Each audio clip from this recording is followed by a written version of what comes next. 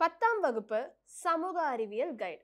பாடத்தினை புரிந்து கொள்ள உரையாடல் வடிவில் ஸ்டடி மெட்டீரியல், விடைகளை ஞாபகம் வைத்துக் கொள்ள மெமரி டிப்ஸுடன் கூடிய பிராக்டிஸ் மேனுவல். தேர்வுக்கு இதிலிருந்து தான் கேள்விகள் வரும். 10ஆம் வகுப்பு படிக்கும் உங்கள் பிள்ளைகளுக்கு வாங்கி கொடுங்கள் புரந்தூர் புக்ஸ் அண்ட் கைட்ஸ்.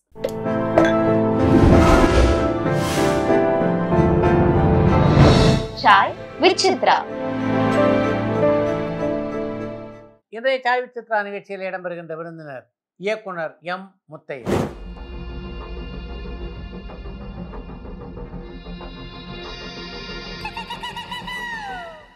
குட்டி புலி என்ற திரைப்படத்தின் மூலம் தமிழ் சினிமா உலகிற்கு இயக்குனர் சசிகுமாரால் அறிமுகப்படுத்தப்பட்டவர் தான் இயக்குனர் எம். முத்தையா. பெருசாட்டம் பார்த்த சிறுசாட்டம் பார்த்த புலியாட்டம் பார்க்குறியா?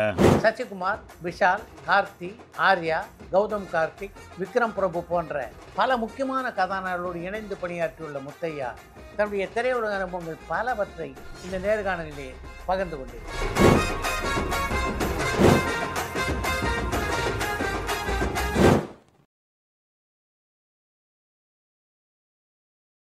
வணக்கம். எந்த சினிமா முத்தையாவை டைரக்டர் ஆக்கியது? சார் 2 இயக்குனர்கள். ஃபஸ்ட்டு வந்து பாரதிராஜா சார், அப்புறம் மகேந்திரன் சார். இவங்க 2 பேரை பார்க்கலாம் சார். சினிமா அந்த 2 அவங்களுடைய படங்கள் அதை பார்த்தா இயக்குனராங்கிற ஆசை வந்துச்சு. ஏன்னா நான் ஃபஸ்ட்டு பார்த்த படம் வந்து எங்கள் சித்தியோட உழைக்கும் கரங்கள். ஸோ அது வந்து ஜெயஸ்னா தேட்டர்னு எங்கள் ஸ்ரீவில்லிபுத்தூரில் ஜெயஸ்னா தேட்டருங்கிறது தான் maximum second release first release மாதிரியே வரும் சார். ஏன்னா அப்போல்லாம் வந்து ஒரு முதல் தீபாவளிக்கு ரிலீஸ் ஆகிருக்கும் படம், அது கரெக்ட். மறு தீபாவளிக்கு தான் ஸ்ரீவில்லிபுத்தூருக்கு வரும் சார், அந்த ரூரல் டவுனுக்கு. ஸோ அப்படி வரும்போது நான் பார்த்த படம் வந்து உழைக்கும் கரங்கள் சார். ஸோ அதில் வந்து எம்ஜிஆர் அந்த ரங்கன்கிற ஒரு ஹீரோவாக அவருடைய செருப்பு சத்தம் அந்த மாதிரி ஒரு பில்டப்பாக பயங்கரமாக. ஸோ ஒரு ஹீரோ படம் தான் சார் ஃபஸ்ட்டு பார்த்தேன். அது அப்படி போயிட்டு எம்ஜிஆர் படங்களாக செகண்ட் ஷோ சித்தி வந்து போகிறப்போலாம் கூப்பிட்டுட்டு போவாங்க. ஏன்னா கெட்டு ஓட்டுற பெண்கள் பூரா எல்லாருமே வந்து அந்த ஊரில் இருக்கிற சி கிளாஸ் ஆடியன்ஸ் எல்லாருமே வந்து எம்ஜிஆர் படம் தான் செகண்ட் ஷோ போவாங்க, அவங்க வேலையெல்லாம் முடிச்சுட்டு. அப்படி போய் பழக்கப்பட்டு அப்படியே எல்லா படங்களும் பார்த்துட்டு இருக்கப்போ திடீர்னு ஒரு இயக்குனர் ஓப்பனிங்காக வர்றப்போ அவருடைய கை தட்டுறாங்க. அவர் ஸ்க்ரீனில் வந்து எம்ஜிஆர் ரெங்கருங்கிற கதாபாத்திரத்தை பார்த்து நான் கைத்தட்டி எம்ஜிஆர் ரசிகனாகவும் எம்ஜிஆரை பிடிக்கும்போது ஒரு ஹீரோவாக பிடிக்கும்போது ஆசைப்பட்ட மாதிரியா ஒரு கைக்கு வந்து கையிலேருந்து அப்படியே ஸ்க்ரீன்லேருந்து ஃபோர்க்ரவுண்ட் வந்து ஒரு கை என்ட்ரி ஆகி என் இனிய தமிழ் மக்களே அப்படின்னு சொல்லும்போது தேட்டரில் விசில் பறக்குது. ஒரு ஹீரோ வரும்போது கை தட்டுறாங்க, ஒரு இயக்குனர் வரும்போது எப்படி கை தட்டுறது? ஏன்னா அதுக்கு முன்னாடி ஸ்ரீதர் சாராக இருக்கட்டும் நிறைய பேர் வந்து இதெல்லாம் விவரம் அதுக்கப்புறம் நம்ம தெரிஞ்சிடப்போ யார் வித்தியாசமான படங்களை பண்ணானா கிருஷ்ணன் பஞ்சு டைரக்டர், அப்புறம் ஸ்ரீதர் சார் அப்படின்னு ஜெனரேஷனுக்கு எப்போ ஒன்று பண்ணாங்க அப்படின்னு வரப்போ நான் சினிமா எனக்கு விவரம் தெரிஞ்ச காலகட்டங்களில் ஒரு கைக்கு ஸ்க்ரீனில் கை தட்டுறாங்களா, அவர் ஹீரோ கிடையாது, அது நம்ம ஊர் மாதிரியா இருக்கிறாரு, அது நம்ம ஊரை பற்றி படம் எடுக்கிறாரு, அந்த முகமும் அந்த கையும் அந்த வார்த்தையும் அந்த குரலும் வந்து ஒரு மிகப்பெரிய தாக்கத்தை ஏற்படுத்தி இல்லை இவர் தான் நம்ம மானசீக குரு அப்படின்ட்டு இது பண்ணேன் சார். அப்படி படங்களை பார்த்துக்கிட்டு இருக்கும்போது முள்ளு மலரும், அதுக்கப்புறம் வந்து புதிரி பூக்கள், பூட்டாத பூட்டுக்கள், இந்த மாதிரி படங்களும் பார்க்கும்போது அது சார்ந்து ஆனால் அதை இன்னும் மென்மையாக அதில் கூட சில கோபதாவங்கள் அதிகமாக இருக்கும் பாரதிய சார் படத்தில். ஆனால் அதோட இன்னும் மென்மையாக ரொம்ப அது ஒரு மாதிரியா ஒரு டாட்டா சும்மா இருக்காது, அருவாக இருக்காது, கத்தி இருக்காது, சத்தம் இருக்காது, ஆனால் ஒரு சைலண்ட் கில்லிங் ஒன்று, கரெக்ட், ஒரு வைப்ரேஷன், அதாவது ஒரு கேரக்டரேஷனுடைய வார்த்தை லுக்கு வந்து மிரட்டி விடுமா அப்படின்னு உதிரி பூக்களில் அந்த இவருடைய விஜயன் சாருடைய கேரக்டர்ஸ்.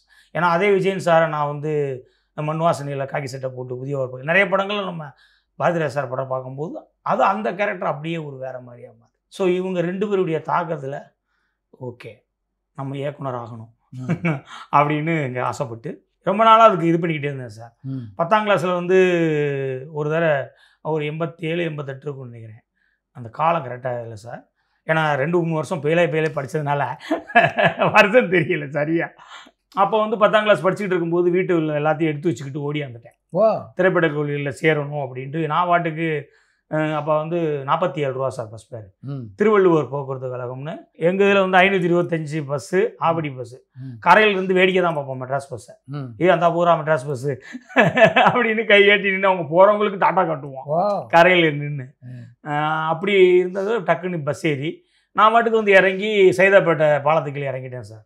அப்போ இறங்கிட்டு அங்கேருந்து அப்படியே டீனரில் வந்து சரி போய் குளிக்கிறதுக்கு ஒரு ரூம் போடணும் தங்குறதுக்கு அப்படின்னு டீனரில் வந்து ஒரு ஹோட்டலில் தேவின்னு ஒரு ஹோட்டல், அதில் வந்துட்டு இது போட்டு ஹோட்டல் போட்டு 25 ரூபா கேட்டாங்க சார். ரூமை போட்டுட்டு அங்கேயே கேட்டேன் திரைப்பட கல்லூரிக்கு எங்கே போகணும் அடையா இருக்குது அப்படின்னு கேட்டுட்டு அங்கேருந்து அப்படியே ஏறி போய் ஒரு 7:45 போய் அங்கே முன்னாடி நின்றுட்டேன் சார். காலேஜுக்கு முன்னாடி போய் அங்கே நிற்க டைம் ஆகிட்டே இருக்குது. ஒரு 10 மணிக்கு தான் காலேஜ் ஓப்பனுங்கிறது தான் தெரியாது. நம்ம ஊரில் பள்ளிக்கூடம் 9 மணிக்குனால இங்கே அந்த காலேஜ் வாழ்க்கையே தெரியாது இல்லைங்களா. அந்த அப்படியே நின்றுக்கிட்டே இருக்கும்போது அங்கே வாட்ச்மேன் நின்றுக்கிட்டு இருந்தவர் கீழே வெளியே இந்த வாட்ச்மேன் கூப்பிட்டாருங்க வாங்க யாருன்னு. ஆள் வேறு ஷார்ட்டாக இருப்பேன் சார், சின்ன பையன் வேறு 10th படிச்சுக்கிட்டு இருக்கும்போது கூப்பிட்டு யார் நீங்கள் என்ன இல்லை இந்த காலேஜில் சேரணும் எதுக்கு அப்படின்னு கேட்டால் டைரக்ஷனுக்கு அப்படின்னு. தம்பி அப்படிலாம் சேர முடியாது அப்படின்னு சொல்லிட்டு இதுக்கெல்லாம் வந்து டிகிரி முடிச்சிருக்கணும், நீ என்ன படிச்சுக்கிட்டு இருக்க அப்படின்னோடனே நான் 10ஆம் கிளாஸ் படிச்சுக்கிட்டு இருக்கேன் அப்படின்னோடனே அவர் உடனே சொல்கிறார் அது 10ஆம் டிகிரி முடிச்சுட்டு வா அப்படின்னா கூட சேர முடியாது தம்பி, ஏன்னா 12 பேர் தான் சீட்டு, பெரிய பெரிய விஐபிகள் பெரிய மந்திரியுடைய ரெக்கமெண்டேஷன் தான் உள்ளே சீட்டு கிடைக்கும் அப்படிங்கிற மாதிரி சொன்னான். என்னடா இது அப்படின்னு சொல்லிட்டு சரி 10ஆம் கிளாஸ் படிக்கிறதுக்கு உள்ளே என்ன சேர்ப்பாங்க அப்படின்னு கேட்டேன். அதாவது நடிகருக்கு கூட 10ஆம் கிளாஸ் பாஸ் பண்ணியிருக்கணும், நீ தான் படிக்கும்போதே ஓடியாந்துட்டீங்கல்ல அப்படின்னாரு. அதுக்கப்புறம் அந்த காலேஜ் வந்து ஒவ்வொருத்தவங்களாம் வர ஆரம்பிக்கிறாங்க சார். உள்ள காலேஜ் சேர்றதுக்கு அந்த எல்லாம் வர்றாங்க. வரும்போது பார்த்தா அவங்கள பார்த்தோன்னே அப்படியே ஒரு பயங்கரது, இவங்கெல்லாம் பயங்கர கடவுள் போல தெரிகிறாங்க உள்ளே படிக்கிறவங்கள பார்த்தா. அதுக்கப்புறம் அந்த பெரியவர் கூப்பிட்டாரு எந்த ஊர் அப்படின்னு கேட்டார். ஸ்ரீவில்லிபுத்தூர் அப்படின்னு. ஸ்ரீபெரும்பூர் தானே பக்கத்தில் ஓடு அப்படின்னாரு. நான் உடனே இல்லை சார் ஸ்ரீவில்லிபுத்தூர் அப்படின்னு. தாமரக்கணி ஒரு ஊரா அப்படின்னாங்க. அப்போ எங்களுக்கு அவர் தான் அந்த ஸ்ரீவில்லிபுத்தூருக்கு பெரிய அடையாளம். ஆமாம் அவர் ஊரா அப்படின்னாங்க. ஆமாம் அப்படின்னு. சரி பஸ் பிடிச்சி ஒழுங்கா ஊருக்கு போயிரு இல்லைன்னா போலீஸில் பிடிச்சி கொடுத்துருவேன் அப்படின்னாரு. அப்புறம் நின்று பார்த்துட்டு அவர் வேற மிரட்டிகிட்டே இருந்தார். சரின்னு மறுபடியும் பையில் ஏறி டீனருக்கு வந்துட்டு அப்படியே என்ன பண்ணுறது அப்படின்னு சொல்லிட்டு அப்புறம் அங்கே பிலிமாலயா ஜெமினிலாம் அட்ரஸ் போட்டிருப்பாங்க. அந்த பிலிமாலயா 10 ரூபா புக்கு. அப்போ அந்த புத்தகத்தை வாங்கி அட்ரஸ் பார்த்துட்டு நேராக சந்திரசேகர் சார் வீடு, எஸ் சந்திரசேகர் சார் வீடு, அதுக்கப்புறம் Bhagyaraj sir office, டி.ராஜேந்திர sir office. ஆனால் யாரையும் பார்க்கல. எங்கள் வாசலில் அப்போ பயங்கர இது சார். அதுக்கப்புறம் வந்து என்னுடைய மானசீக குறியத்துக்கிட்ட வந்து பாடுறது அந்த பக்கம் போகவே இல்லை சார். அது பார்சல் காம்ப்ளெக்ஸ்குள்ளே இருக்குது அப்படிங்கிறதுல எதுவுமே தெரியல சார். அந்த அட்ரஸ் மட்டும் கிடச்சிச்சு. அதை மட்டும் எடுத்துக்கிட்டு ஹிந்தி பிரச்சார சபாவில் தான் டி.ராஜேந்திர சார் ஆஃபீஸ் இருந்துச்சு. அங்கே போய் பார்த்தேன். அங்கே பார்த்தா ஒன்றுமே தெரியல. ஒரு 3 நாள் இருந்து பார்த்தேன் சார், முடியலை. சின்ன பையன் வேறீங்களா, ஒரு சின்ன பயம் துத்திக்கிடுச்சு. சரி ஓகே அப்படின்ட்டு மறுபடியும் ஊருக்கு எல்லாத்தையும் இதெல்லாம் செட் பண்ணிவிட்டு மறுபடியும் ஊருக்கு போயிட்டேன் சார். ஊருக்கு போனால் 3 நாள் ஆளாக்கான்னு சொன்னோன்னே எங்கள் அப்பா பிடிச்சி வெளுத்து எடுத்துட்டாரு. அப்படி எங்கடா போனேன் அப்படின்னு. சினிமாவுக்கு போனியா அப்படின்னு சொல்லி அடிச்சு இது பண்ணார். சரி ஓகே டிகிரி முடிக்கணும். டிகிரி முடித்தோடனே நேராக திரைப்பட கல்லூரியில் எப்படியாச்சும் யாரையாச்சும் பிடிச்சி போய் திரைப்பட கல்லூரியில் சேரணும் அப்படிங்கிற எண்ணத்தோட ஒரு சார். ஸோ இயக்குனராங்கிற ஆசை அது எந்த ரூபத்துலையும் எங்கேயுமே எனக்கு குறையலை சார். நான் வந்து நான் நல்லா விளாடுவேன், ஹாக்கி பிளேயரு. பட் ஸ்போர்ட்ஸில் கூட போகணும்னு நிறைய பேர் சொன்னாங்க. நீ ஸ்போர்ட்ஸ் நல்லா வருதில்ல, அத்லெட் வேறு, ஆனால் நீ அதில் போகலாம்ல அப்படின்னாங்க. இல்லை எனக்கு சினிமா தான், டைரக்டர் தான் அப்படிங்கிறதுல ரொம்ப ஆணித்தரமாக இருந்து அதையே எண்ணியாரும் அதே நினைப்பில் தான் சார் இருந்தேன். அதுக்கப்புறம் டிகிரி படிக்கும்போது 1992 வந்து இதுக்கு வக்போர்டு காலேஜுக்கு படிக்க போனேன் சார், மதுரைக்கு. அங்கே படிக்க போனாலும் அது வந்து தொடர்ந்துக்கிடுச்சு. இல்லை நம்ம போகணுமே, டிகிரி எப்போ முடிச்சு போவேன் அப்படின்ட்டு வீட்டில் பணம் கொடுப்பாங்க சார். அதை வாங்கிட்டு நேராக மதுரைக்கு வருவேன்.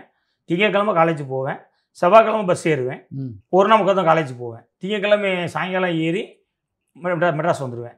வந்துட்டு செவ்வாய் புதன் வியாழன் 3 நாள் சார் முயற்சி பண்ணுவேன். வெள்ளிக்கிழமை வந்து என்ன பண்ணிடுவேன், ஊருக்கு போயிடுவேன். வேலைக்கிழமை சாயங்காலம் ஏறி வெள்ளிக்கிழமை போய் வெள்ளிக்கிழமை காலேஜ் சார். 2 நாள் தான் சார் காலேஜுக்கு போயிட்டு எப்படியாச்சும் பிடிச்சிடணும், ஏதாச்சும் பிடிச்சி யார்ட்டாச்சும் அசிஸ்டண்ட்டாக சேர்ந்துடணும் அப்படின்னு. அப்போ வந்து இந்த கவிதா திரைப்பட கல்லூரின்னு ஒரு டீனரில் ஒன்று இருந்துச்சு சார்.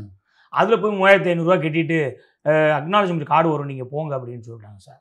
அதுக்கப்புறம் வரவே இல்லை. அந்த அது திரைப்படக்குரிய ரெங்கநாத ஸ்ட்ரீட்டில் இருந்துச்சு சார். அதுதான் அங்கே நிறைய பேர் பாரதிராஜா சார் அசிஸ்டண்ட்டு, சங்கமன் சார்னு ஒருத்தர் அந்த டைரக்டர் அங்கே தான் இருந்தார். செந்தூர்னு ஒரு படம் பண்ணார், டைரக்டர் பேர் சங்கமன். அவரை போய் அந்த இதில் போய் பார்த்துட்டு அவர் நான் படம் பண்ணும்போது உங்களை கூப்பிட்றேன் அப்படின்னு சொல்லிட்டு இது பண்ணியிருந்தார். ஸோ அப்படி முடிஞ்சு பார்த்தேன் சார், முடியலை. அப்புறம் டிகிரி முடித்த உடனேயும் சரி இது சரிப்பட்டு வராது, மெட்ராஸுக்கு ஒரேடியாக கிளம்பிடுவோம் ம். அப்படின்ட்டு 95ல் கிளம்பி வந்துட்டேன் சார். ம்.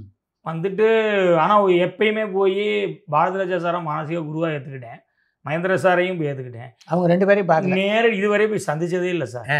அது பெரிய ஒரு இது. அப்புறம் சந்திச்சது வந்து விருமன் ஆடியோ ரிலீஸில் தான் சார் நான் பாரதிராஜா சாரை பார்த்தேன்.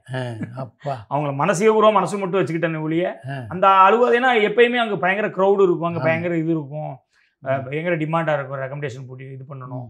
அது எப்படி போய் சேர்றதுங்கிற வழியும் கூட தெரியல சார். அதான் உண்மை.